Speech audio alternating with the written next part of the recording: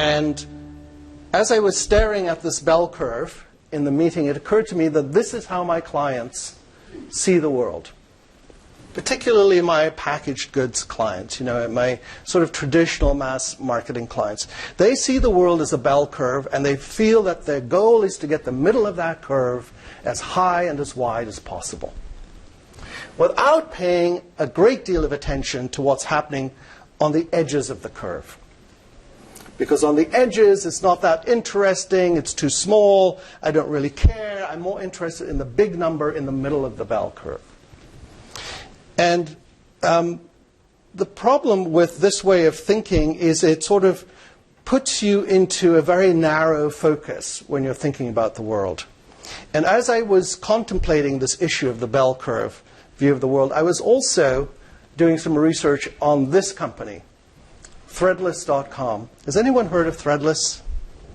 A couple of people have heard of Threadless. Threadless is a very interesting business. It was started in 2000 by the name of Jack Nickel, who was a art school dropout. And it was a crowdsourcing company before the term crowdsourcing was even invented. And Threadless has a very simple business model. Anyone can go onto their website and submit a design for a T-shirt. Other people then go onto the site and they vote on those designs. And if they get enough votes, they print them up and they make them available for sale. It's very clean, simple. So no product development costs. People are doing it for them. They only manufacture once they know there's a demand. And the result is that they have an online retail business, clothing retail business, with a 30% margin. Threadless today is a Harvard Business School case study. It's an MIT case study because of the remarkable way in which they've structured this business model. But that's not what interested me about Threadless. What interested me about Threadless is how people vote.